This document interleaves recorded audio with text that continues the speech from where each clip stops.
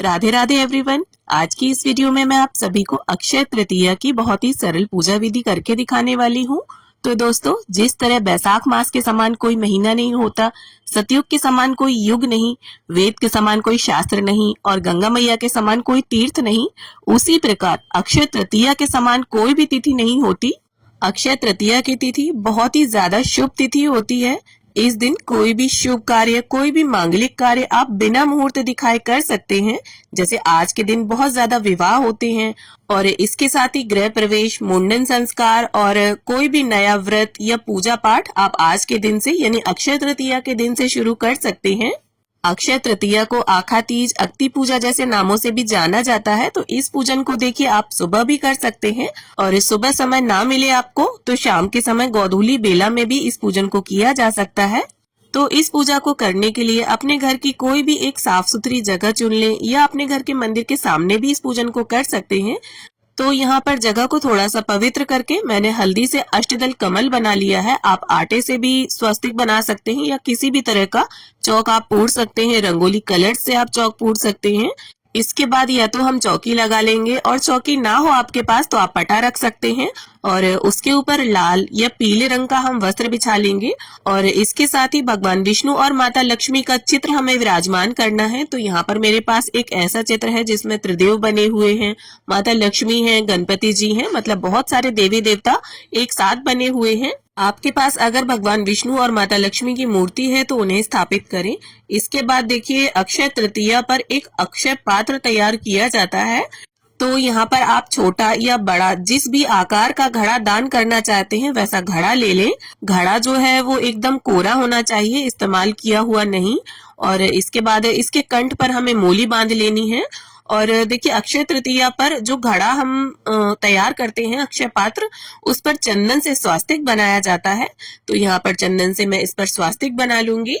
और अक्षय पात्र के पीछे भी एक पौराणिक मान्यता है। श्री कृष्ण ने पांडवों को अज्ञातवास के दौरान एक अक्षय पात्र दिया था जिसमें कभी भी अन्न और जल समाप्त नहीं होता था और अक्षय तृतीया का ही वो दिन था, इसीलिए इस तिथि पर जल से भरा हुआ कोरा कलश दान किया जाता है, साथ में अन्न दान किया जाता है। अब देखिए आपको या तो गेहूं लेने हैं या फिर जौ ले सकते हैं, आप जितनी मात्रा में आप दान करना चाहते हैं। और इस प्रकार से भगवान के समक्ष हमें इस कलश को रखना होता है। तो यहाँ पर देखिए इस तरह से गेहूं रखकर उसके ऊपर हम कलश रखेंगे और कलश के अंदर शुद्ध जल हम भर लेंगे कंठ तक। अब इस कलश के अंदर हम थोड़ी सी चने की दाल के दाने डाल देंगे, बहुत अधिक मात्रा में नहीं डालना है। और चने की दाल और जौ सोने के समान माने गए हैं तो इनका प्रयोग पूजा में आपको करना है। अब इसके ऊपर देखिए या तो आप खरबूजा रख दें या फिर ककड़ी, खीरा, जो भी आप रखना चाहें, जो भी इस मौसम में फल आते हैं, जो आप दान करना चाहें वो इसके ऊपर रख दें। और इसके साथ ही देखिए लक्ष्मी माता की जो प्रिय वस्तुएं होती हैं जैसे कौड़ी, कमल गट्टा, गोमती चक्र, तो यहाँ पर मैंने 5-5 की संख्या में ये वस्तुएं ले ली हैं। और इसके साथ ही आपने जो भी आज के दिन सोने या चांदी की खरीदारी की हो वो वस्तु आप रखें। तो मैंने यहाँ पर चांदी के बिछुए लिए हैं। देखिए ये जो वस्तुएं हैं इन्हें माता लक्ष्मी का स्वरूप मानते हुए हम पूजन करेंगे। तो इन सभी वस्तुओं को आपको यहाँ चौकी पर रखना है।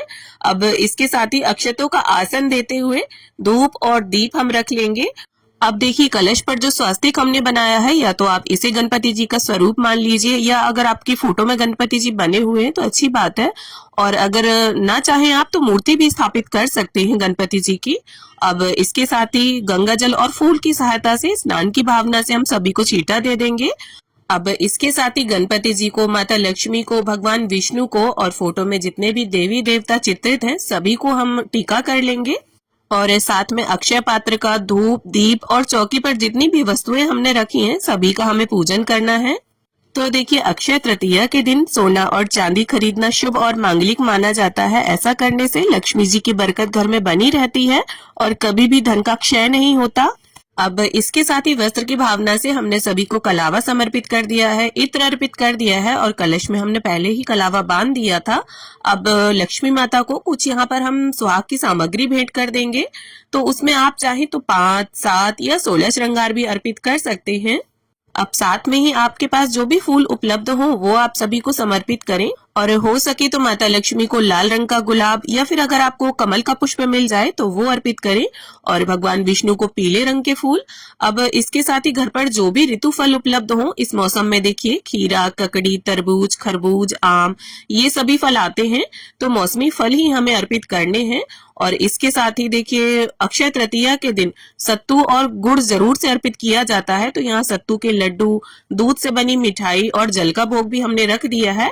अब देखिए यहाँ पर सभी भोग हमने साथ में रखा है, तो तुलसी दल नहीं डाला है, सभी देवी देवताओं के लिए एक साथ ही भोग रख दिया है।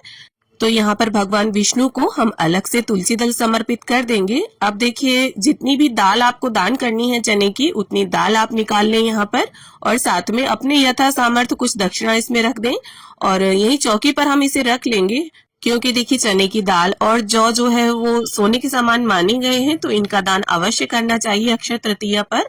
अब देखिए बहुत से लोग अक्षय तृतीया पर व्रत धारण करते हैं, तो अगर आपने व्रत रखा है तो सीधे हाथ में चने की दाल या पुष्प लेकर हम अक्षय तृतीया के व्रत की कथा को पढ़ लेंगे।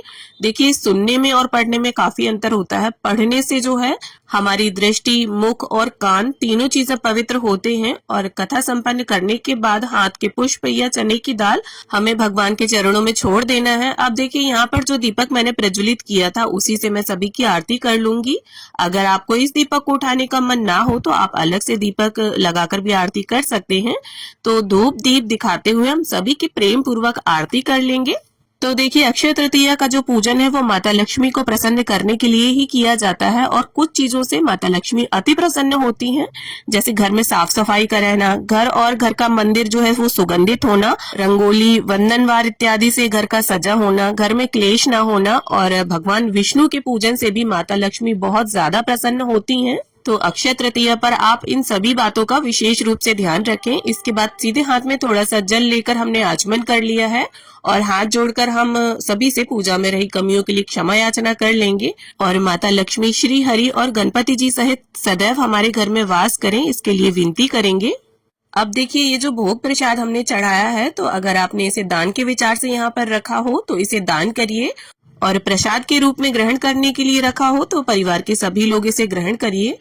और ये जो कलश है, कलश के नीचे का जो भी अनाज है, ऊपर जो भी फल रखा है आपने, चने की दाल, दक्षिणा, इन सभी वस्तुओं को हमें दान ही करना चाहिए।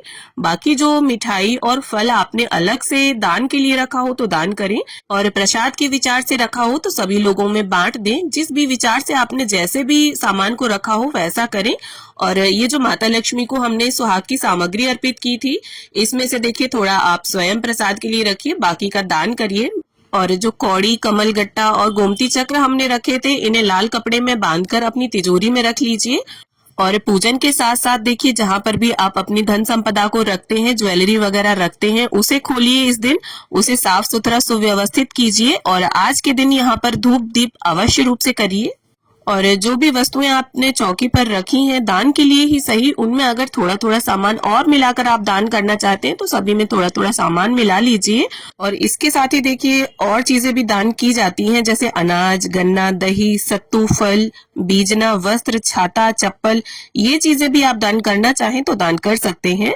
तो देखिए अक्षय तृतीया की तिथि बहुत ही ज्यादा शुभ और मंगलकारी तिथि है। इस दिन 10 ऐसी पौराणिक घटनाएं घटी हैं जो अक्षय तृतीया की तिथि को और भी अधिक विशेष बनाती हैं, और इन पौराणिक घटनाओं की जानकारी आपको डिस्क्रिप्शन में लिखी हुई मिल जाएगी। तो उम्मीद है वीडियो आप सभी के लिए उपयोगी सिद्ध हो। वीडियो अगर थोड़ी भी अच्छी लगी हो, थोड़ी भी पसंद आई हो तो वीडियो को लाइक करें, शेयर करें, और इसी तरह के वीडियोस देखने के लिए चैनल को सब्सक्राइब कर लें। वीडियो को अंत तक देखने के लिए आपका बहुत बहुत धन्यवाद।